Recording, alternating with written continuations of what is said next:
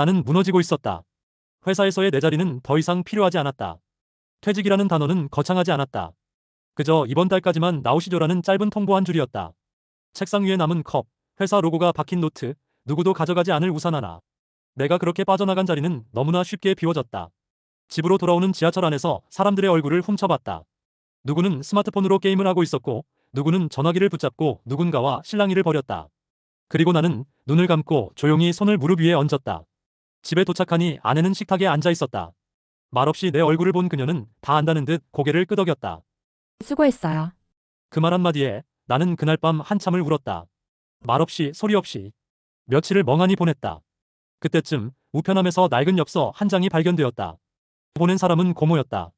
주소는 강원도 횡성의 외딴 마을. 언제 한번 내려와? 봄 되면 감나무 꽃 예뻐. 짧은 문장 뒤로 손글씨에 따뜻한 흔적이 남아 있었다. 나는 그 엽서를 들고 짐을 쌌다. 몇 벌의 옷, 작은 공구함, 그리고 오래된 수첩 하나. 누가 보면 도피처럼 보였겠지만 나는 알고 있었다. 이건 도피가 아니라 회복을 위한 여정이었다. 횡성으로 가는 길은 멀었다. 서울에서 몇 시간 차를 타고 다시 버스를 갈아타고 마지막엔 택시 기사도 모른다던 길을 걸어서 들어갔다. 도착한 마을은 마치 시간이 멈춘 듯했다. 5채의 남짓의 집, 마을 회관, 그리고 자잘한 텃밭들. 고모네 집은 언덕 끝에 자리 잡고 있었다. 왔냐? 고모는 여전히 단호하고 낡은 앞치마를 두르고 있었다. 나는 조용히 웃으며 고개를 숙였다. 여기서 며칠 머물 수 있을까요? 며칠이 뭐냐? 자리나 알아봐라. 그 말은 마음대로 있어라라는 뜻이었다. 고모네 집 옆에는 오래된 폐가 하나가 있었다. 10년 넘게 비어 있었다고 했다. 지붕의 기와는 몇 개가 깨져 있었고 문은 닫히지도 열리지도 않았다. 마당에는 감나무 하나가 덩그러니 서 있었고 그 아래에는 작고 낡은 평상이 반쯤 뒤집혀 있었다. 나는 그 폐가를 고쳐보기로 했다. 내가 할 수 있는 유일한 일이자 어쩌면 내 삶을 다시 세우는 첫 번째 일이었다. 하루는 망치로 못을 박고 하루는 낫으로 잡초를 베고 하루는 마당에 낙엽을 쓸었다. 그 모든 과정이 내 손을 통해 진행되자 이상하게도 나는 점점 살아나는 기분이 들었다. 마을 사람들은 처음엔 조용히 지켜보았다. 누구는 대수롭지 않게, 누구는 흥미롭게. 그러던 어느 날 에이, 저렇게 혼자 다 하긴 힘들 텐데. 하며 동네 어르신 한 분이 삽을 들고 나타났다. 이름은 정태섭 어르신. 마을 이장의 아버지라고 했다. 그날 이후 동네 남정네 셋이 번갈아가며 나를 도왔다. 지붕 수리는 철물점에서 빌린 사다리로 하고 문짝은 같이 짜서 달았다. 유일하게 손 못 댄 건 부엌이었다. 배수관이 막혀 있었고 바닥은 이미 무너져 있었다. 고모는 말했다. 그 부엌은 건들지 마. 예전에도 거기서 불이 났었어? 나는 이유를 묻지 않았다. 그저 그 공간을 천으로 막아두었다. 여름이 가까워지자 감나무엔 작은 열매가 맺히기 시작했다. 그늘이 드리운 마당은 시원했고 나는 그곳에 평상을 다시 고쳐놓았다. 그리고 어느 날 그 자리에 앉아 멍하니 하늘을 바라보다가 문득 떠올랐다. 이 땅의 기억은 어떻게 남아있는 걸까? 나는 고모에게 물었다. 여기 예전에 누가 살았어요? 할아버지 친구였지. 윤대성 씨 사진 찍던 사람이었어. 사진이요? 그 양반이 마을 사람들 사진을 참 많이 찍었지. 어르신들 돌아가시기 전 모습도 다 남겼다고 하더라. 나는 그날 밤 평상에 앉아 달빛 아래에서 잠긴 채 오래 생각했다. 그 사람이 남긴 사진은 어디에 있을까? 그 기억들이 아직 이 마을 어딘가에 남아있다면 찾아야 하지 않을까? 그리고 나는 기억을 복원하는 사람이 되기로 마음먹었다. 폐가를 수리한 것처럼 사람들의 기억도 이 땅의 이야기들도 다시 꿰매는 일을 시작해보기로 했다. 윤재성 씨. 그 이름은 마을 사람들 사이에서 오래도록 회자되었다. 그의 생전 모습은 본 이도 기억하는 이도 많지 않았지만 그가 남긴 사진은 아직도 몇몇 집안 깊은 서랍 속에 잠들어 있었다. 나는 마을을 돌며 하나하나 부탁을 드렸다. 혹시 윤재성 씨가 찍어준 사진이 남아있으면 볼 수 있을까요? 첫 번째로 문을 두드린 건 마을에서 가장 연세가 많다는 김봉자 할머니 댁이었다. 창호지 문을 조심스럽게 밀자 안에서 쉰 듯한 목소리가 들렸다. 누구요? 안녕하세요. 고모 댁에 잠시 머무는 사람인데요. 예전에 윤재성 씨가 찍어준 사진이 혹시 남아있을까 해서요. 잠시 침묵이 흘렀고 이내 문이 열렸다. 김봉자 할머니는 작고 굽은 몸으로 나를 이끌었다. 어디 보자. 여기쯤 있을 낀데. 할머니는 작은 나무 상자를 꺼냈다. 덜컥거리는 철제 자물쇠는 녹이 슬어 있었고 뚜껑을 열자 얇은 종이 사진 몇 장이 드러났다. 사진 속에는 한복을 입은 젊은 여인과 웃고 있는 새 아이가 있었다. 흑백의 이미지 속에서도 분명히 전해지는 따뜻한 공기, 그 순간을 영원히 붙잡으려 한 듯한 구도, 그리고 구석에 작게 새겨진 낙관. YJS 1974. 이거예요. 할머니가 말했다. 그 양반 참 사진 잘 찍었지 말 수도 없고 사람들과 잘 어울리진 않았는데 사진기만 들면 달라졌어. 나는 그 사진을 핸드폰으로 조심스럽게 스캔했다. 할머니께는 원본 그대로 돌려드리며 감사 인사를 전했다. 그 이후로 나는 사진을 찾는 사람처럼 마을을 돌아다녔다. 누군가는 쑥스럽게 웃으며 우리 집에도 있긴 한데 얼굴이 너무 젊게 나와서 민망하네. 라고 했고, 누군가는 그 사람 사진 아마 창고 어딘가에 있을걸 하며 곧장 뒤져주었다. 그렇게 모은 사진이 20장을 넘겼을 때 나는 생각했다. 이걸 모아서 전시회를 열면 어떨까? 고모는 처음엔 고개를 저었다. 여기서 전시회? 누가 보러 오겠냐? 하지만 마을 이장님이 나섰다. 우리 마을도 뭔가 하나 있어야지. 요새 젊은 사람들 이런데 관심 많다더라. 그렇게 작은 마을회관 한쪽 공간을 빌렸다. 벽면을 닫고 사진을 인화해 액자에 끼웠다. 사진 밑에는 사진 속 인물의 이름, 연도, 당시의 간단한 에피소드를 적었다. 처음에는 마을 사람들 몇 명이 와서 이게 누구야? 이야, 나 젊을 때네. 하며 웃고 지나갔다. 그런데 예상치 못한 일이 벌어졌다. SNS에 누군가 사진을 올렸고 폐가를 고친 서울 사람이 마을 사진전을 열었다는 소문이 퍼지며 작은 기사가 지역 신문에 실렸다. 이후 젊은 사진 작가들, 복고 감성을 좋아하는 여행객들, 심지어 카메라 동호회 사람들까지 찾아오기 시작했다. 그들은 물었다. 이 사진들은 누가 찍은 건가요? 이 마을에 지금도 누가 살고 있나요? 다른 마을에서도 이런 기록을 모을 수 있을까요? 나는 그들에게 사진을 찍은 분은 이미 세상을 떠났지만 이 땅에 그의 기억은 남아 있습니다. 라고 말했다. 사진 하나가 한 사람의 기록이 마을 전체의 추억을 복원하는 도화선이 된 것이다. 그리고 그 중심에는 무너진 폐가와 그곳을 고친 나의 작은 선택이 있었다. 나는 매일 밤 그 폐가의 평상에 앉아 달빛 아래에서 사진을 넘겼다. 어쩌면 윤재성 씨가 보던 풍경을 나도 함께 보고 있는 것 같았다. 그날 밤 고모는 문득 말했다. 그 양반 평생 혼자였어. 그런데 이상하지, 이제야 이렇게 많은 사람들이 그의 사진을 보네. 나는 고개를 끄덕이며 대답했다. 기억은 늦게라도 돌아오면 됩니다. 사람도 마을도. 마을 어귀, 고모네 집 뒷마당에 붙은 자투리 땅은 원래 쓰레기와 폐자재가 뒤엉킨 빈터였다. 땅 주인도 없고 돌담도 흐릿해져서 경계도 모호했는데 오랫동안 방치된 그곳은 마을 아이들도 어른들도 누구 하나 들르지 않는 장소였다. 비가 오면 고랑엔 물이 고였고 해가 나면 벌레들이 들끓었다. 누구도 관심을 두지 않는 말 그대로 버려진 땅. 그런데 어느 날 나는 그 땅이 자꾸 눈에 들어왔다. 이상했다. 분명 예전에도 있었던 장소인데 갑자기 그곳에서 뭔가 말이 들리는 것만 같았다. 아니, 말이라기보다 기억의 잔향 같은 것이었다. 고모는 그 땅을 가리키며 말했다. 예전에 저기 우물 있었어. 마을 사람들이 물 길러다 쓰던 곳이었지. 그런데요? 개발하면서 다 묻혔지. 그 뒤론 아무도 안 써. 나는 생각했다. 기억은 사라지지 않는다. 단지 묻힐 뿐이다. 그래서 정리를 시작했다. 삽으로 흙을 퍼내고 깨진 유리병과 녹슨 철사, 플라스틱 덩어리를 치웠다. 이웃이 말렸다.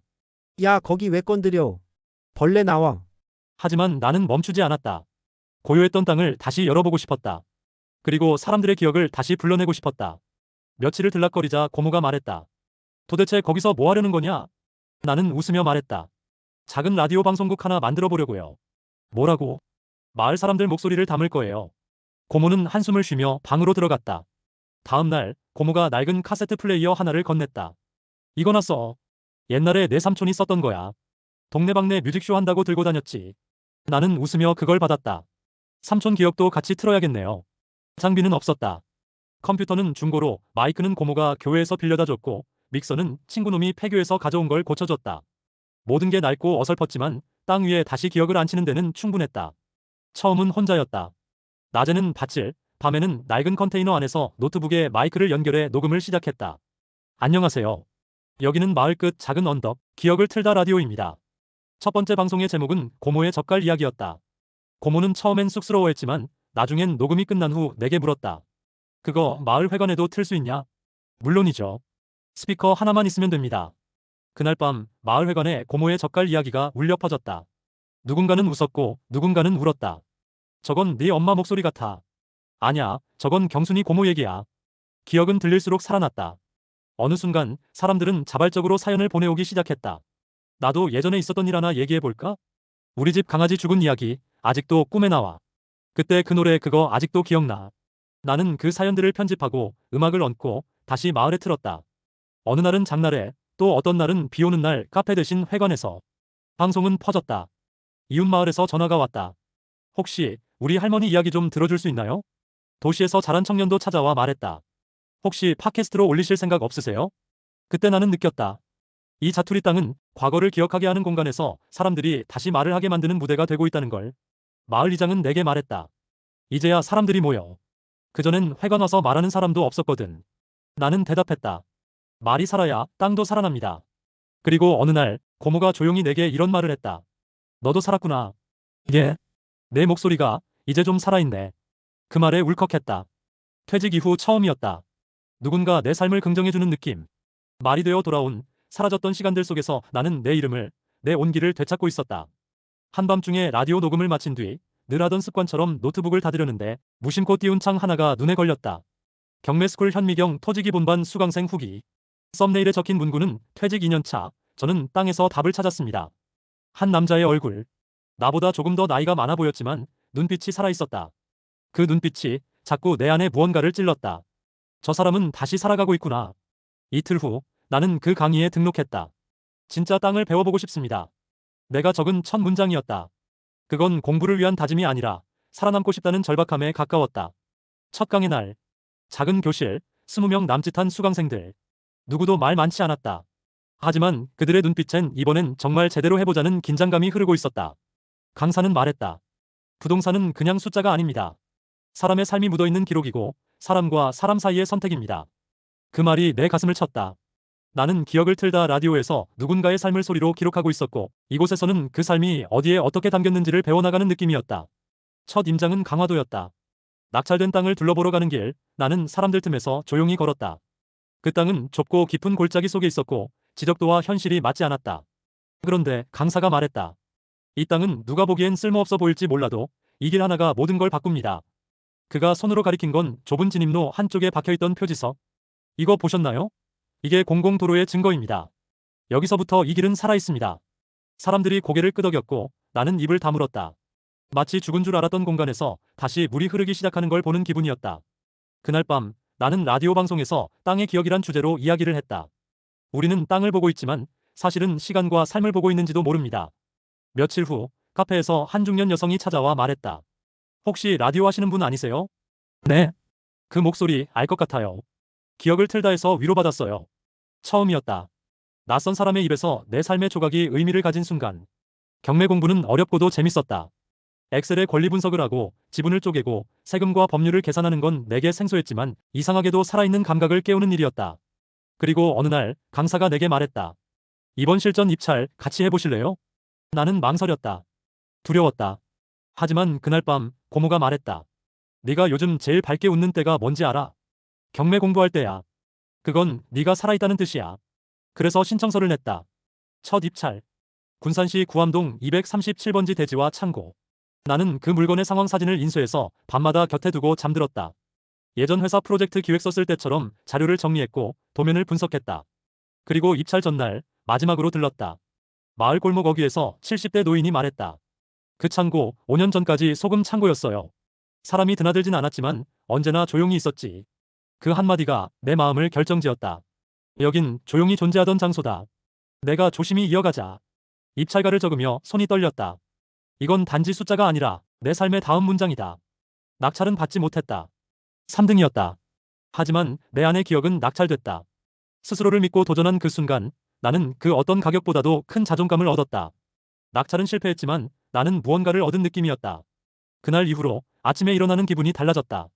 라디오 녹음할 때 목소리도 조금씩 밝아졌고 내가 내는 목소리가 나를 일으키는 것 같았다. 경매 또 나가보세요. 강사가 웃으며 말했다. 처음엔 떨어지는 게 공부입니다. 그 다음엔 올라가게 돼 있어요. 두 번째 입찰은 더 치열했다. 서울 외곽의 주택 부지. 비좁고 정화조 문제도 있었지만 그만큼 관심도 덜했다. 나는 현장을 3번이나 다시 가서 햇빛이 어디서 들어오는지, 주변 공시지가가 어떤지, 집 옆 감나무가 담벼락을 넘는지를 확인했다. 입찰 당일 나는 일찍 도착했다. 대기석에 앉아 흐르는 시간을 느끼는데 옆에 앉은 60대 남성이 말을 걸었다. 저도 두 번째 도전이에요. 아, 그러세요? 전 세 번째예요. 우린 그렇게 긴장 속에서 작은 안도를 나눴다. 그리고 그날 나는 낙찰을 받았다. 춘천시 남산면 땡땡번지 대지. 지금도 그 주소는 내 기억 속에 선명하다. 잊지 못할 첫 낙찰지. 강의실 사람들, 가족들, 고모, 그리고 라디오 청취자들까지. 축하해요. 응원이 이어졌다. 그때 처음 알았다.